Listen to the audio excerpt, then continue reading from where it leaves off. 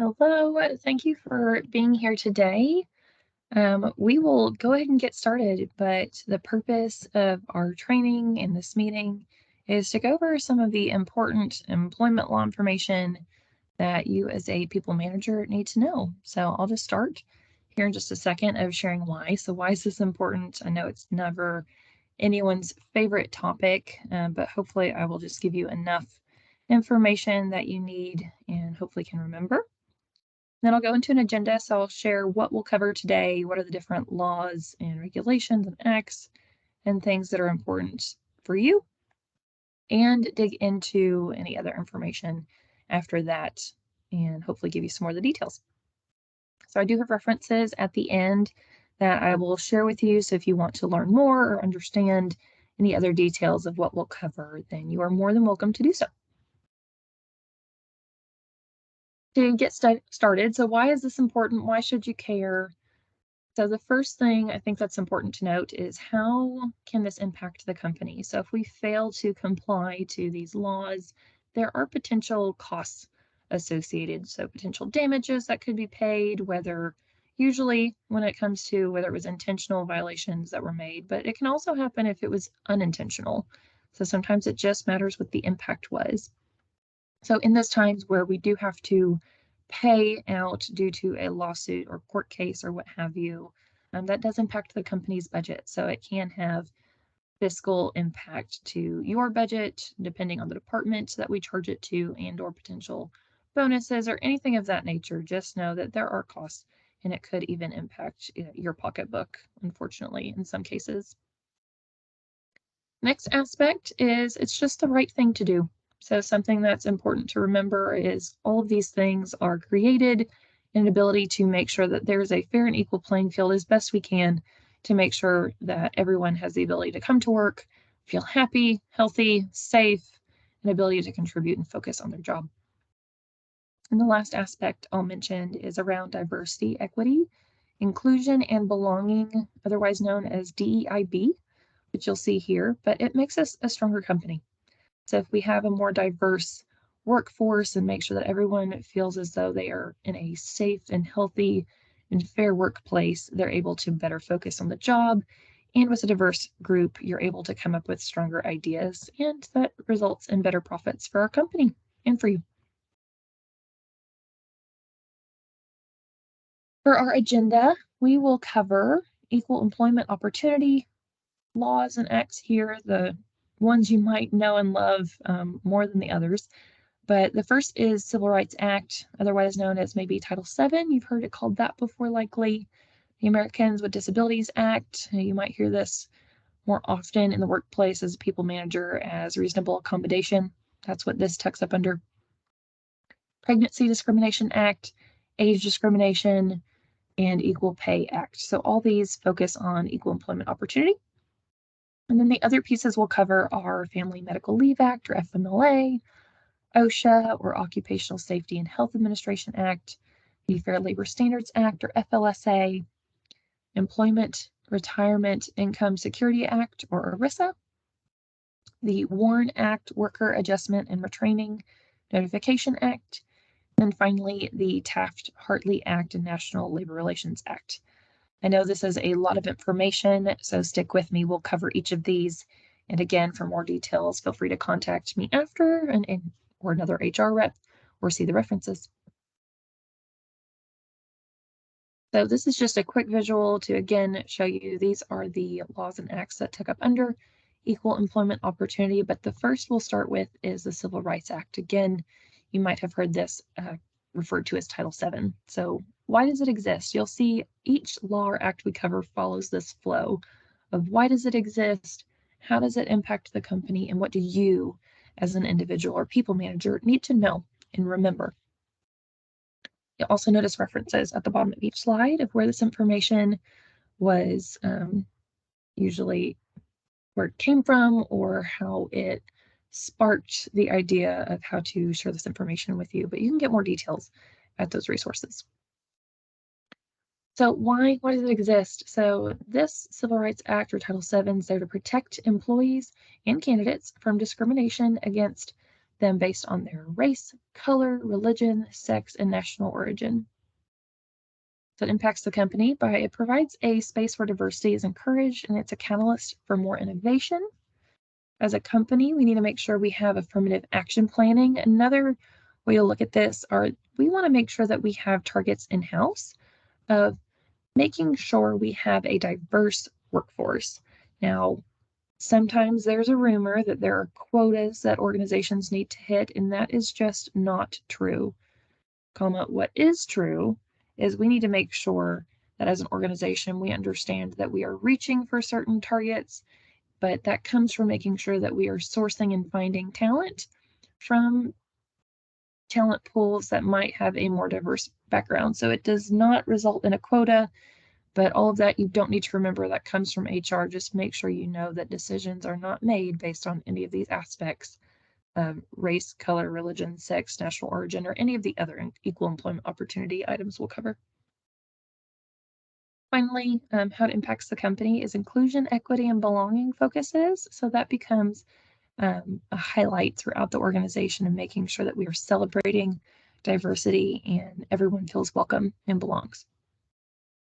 So what you need to know, you'll see this in almost every slide, but be clear and specific in your job qualifications, requirements, and preferences.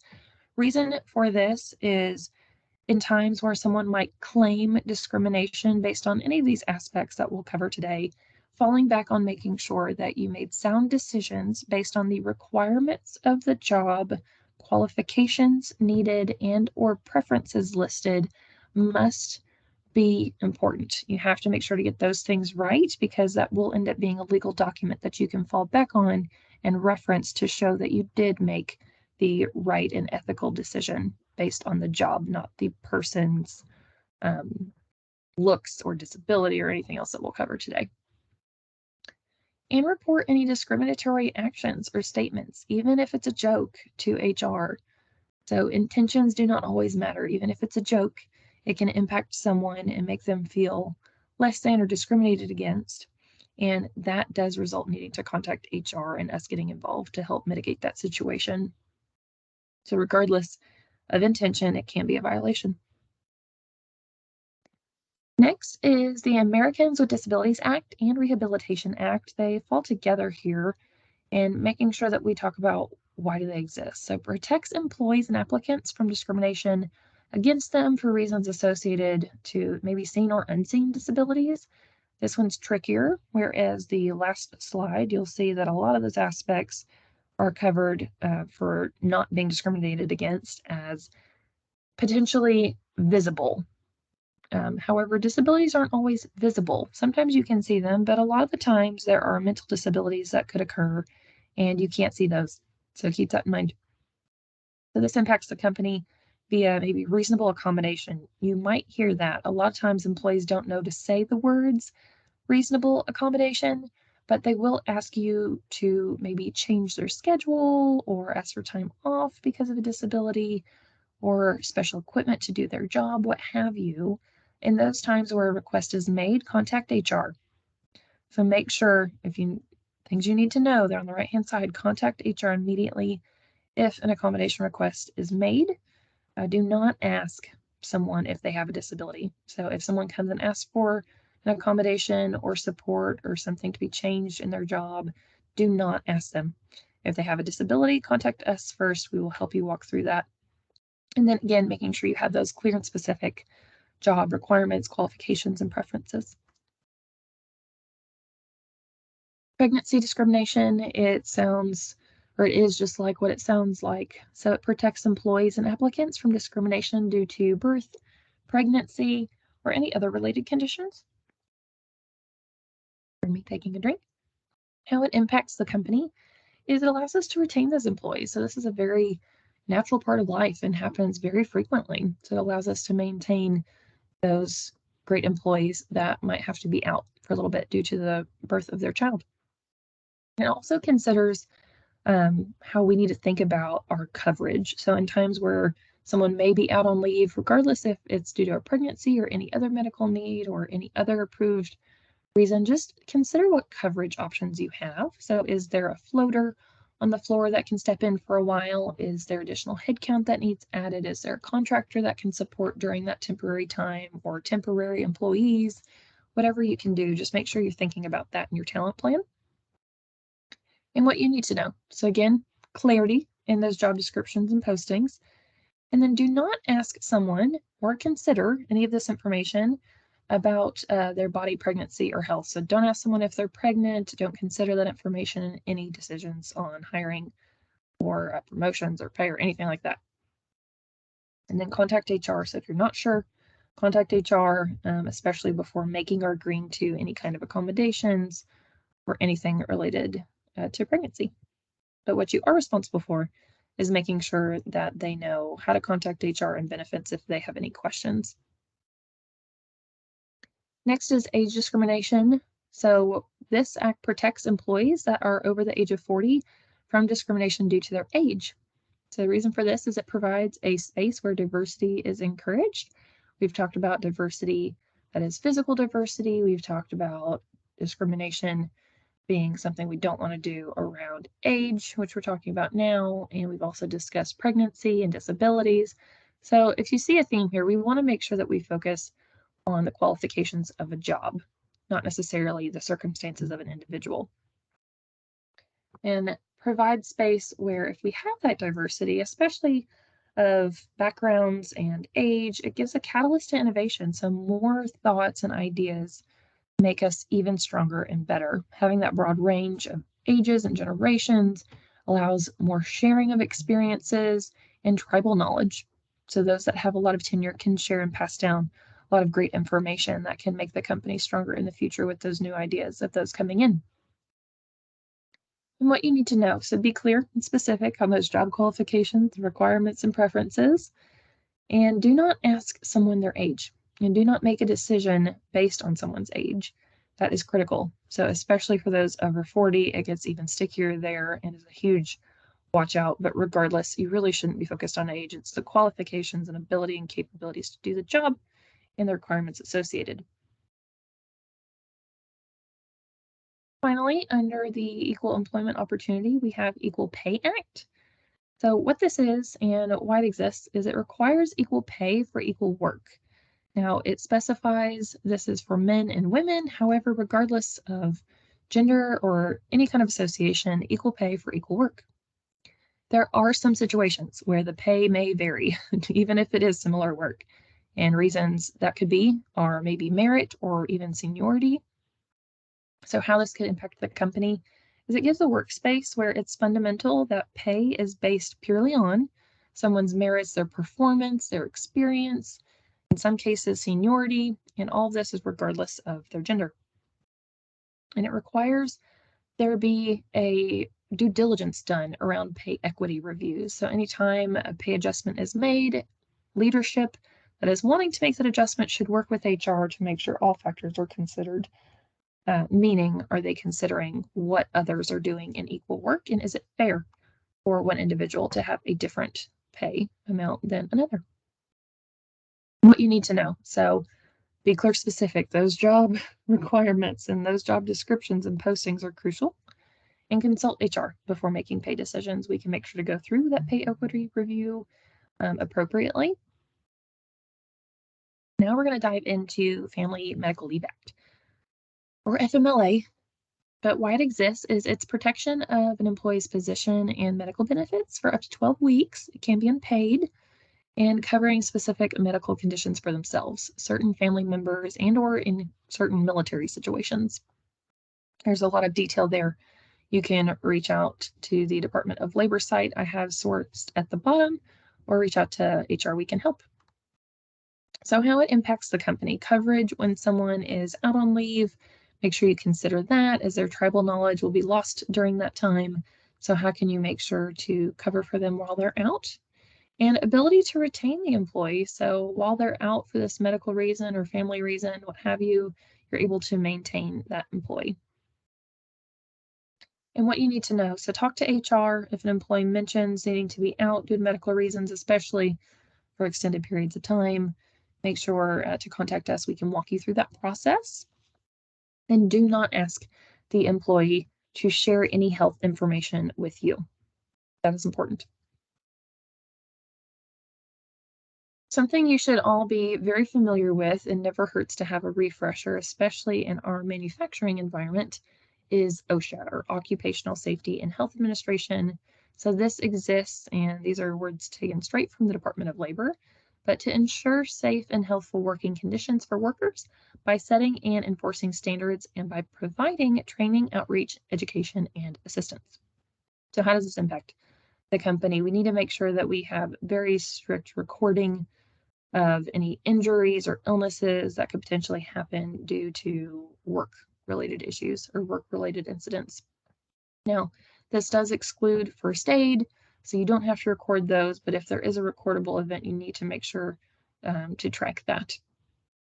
And there are set standards for safe working environments because of OSHA, so this allows employers to focus on their job and be more engaged, happier, healthier in the workforce.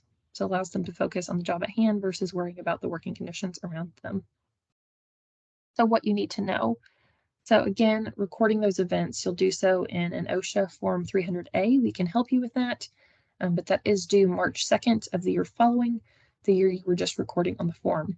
For instance, March 2nd of 2023 is when we will turn in the 2022 record. And employers, we have to make sure that we report, I know this is morbid, but we have to report any worker fatality within 8 hours and any amputation, loss of an eye, or hospitalization of a worker within 24 hours. So hopefully those things never happen, but it's important to remember that and contact HR and health and safety immediately if any of those instances are to happen. So this is one you probably haven't heard of as much, but the Fair Labor Standards Act, or FLSA. So why this exists. So straight from the Department of Labor, it's to establish minimum wage, overtime pay, record keeping, and youth employment standards. So how does this impact the company? What's the point? So we have to consider our budgets, meaning this focuses on overtime. After 40 hours of work in a work week, overtime pay has to be paid out at 1.5 times their regular pay rate. There are some situations in various states where this varies. However, for our purposes, just know over 40 hours in a week, they have to be paid time and a half for that overtime. There are clear guidelines that determines if a job is exempt or non-exempt for overtime pay. Another way to think of this is there are set guidelines for what designates a job can be salary or what designates a job must be hourly. We don't get to decide, unfortunately. We have to follow those regulations. So HR can help you understand what is and isn't eligible for salary or exemptions. So what you need to know, be clear and specific in job qualifications and requirements and preferences. I know this is getting annoying to hear, but if you remember nothing else from our time together today, it is that, and to contact HR. But also consider needs for additional headcount or labor support if overtime is highly utilized. So if you're seeing a theme of there's a lot of overtime happening, maybe more so than we're able to handle, does that mean we need to consider headcount adjustments? Do we need to add a floater to the team? Do we need to increase headcount to make up for that? Next is Employee Retirement Income Security Act, or ERISA. This isn't something that you'll have to worry about too much. This is more on the HR side, but what this is ERISA ensures that employee benefit plans are established or maintained in a fair and financially sound manner. In addition, employers have an obligation to provide promised benefits and satisfy ERISA requirements. This is straight from the Department of Labor. But how does this impact the company? Protection for employees when it comes to retirement benefits and comfort, that the plan will be maintained and managed effectively. So there's peace of mind there for employees such as yourself that the employer is held accountable and will be maintaining your retirement benefits in good faith. What you need to know, so ensure your employees feel comfortable finding retirement plan benefits information or who to contact in benefits or HR. Never give advice, so that's something that's important to know. Just make sure they know who to contact to get the information. And you do not have the ability to determine or change an employee's retirement benefits. That might go without saying, but wanted to make that call out. The Worker Adjustment and Retraining Notification Act, or WARN Act. Hopefully we never encounter this, but what this is it is a 60-day advance notice requirement to employees of plant closings and or mass layoffs to give them time to adjust and determine their own next steps. So this impacts the company in a few ways. So hopefully, again, we never encounter it, but it does provide some peace of mind to employees that they will have a heads up if that ever is to happen. It also gives the company and the employee time to work together to maybe find alternative work positions for them to keep a job or for us to provide support in the meantime. And what you need to know. So HR leadership will handle all of this if it ever is to happen, but you are responsible for relaying any of that information we provide to you in those instances to your employees and just be there for them and care for their emotions and listen with empathy if it ever is needed. We have two more, so stick with me. But the Taft-Hartley Act, this is usually seen in a union environment, and while we don't necessarily have that at our location, it is at other locations out there, especially in the manufacturing world, so we did want to cover them with you. But it restricts union activities such as strikes. It also has stated that joining the union cannot be a determining factor in hiring someone. So if you want to go ahead and hire someone and make it a requirement to join after about a month or so, that's fine. It's a little different, but just know this is focused on the employer side of protecting the employer from union activities that could potentially damage them. It also requires unions to bargain in good faith, so it's holding the unions accountable for that. And it protects employees from unions discriminating against them as well. So if you think of this, it's an accountability factor for unions. So how does it impact us as an employer? So it supports the employer in ensuring that there are fair practices of unions for employees and how they could even impact the business and what you need to know. So why should you care? What do you need to know? There are guidelines in place to make sure employees and operations are protected. So just have that in mind. And if you ever hear of any union organizing activities or anything like that, just contact HR immediately and we can walk you through how to proceed and just make sure to keep your opinions to yourself in those instances. Sometimes there's a lot of emotion around unions and whether someone agrees with them or not. Just know that it's best to keep that to yourself. You are an agent of the company as a leader, so just know that you need to maintain that opinion on your own and just contact HR and we can help you through that.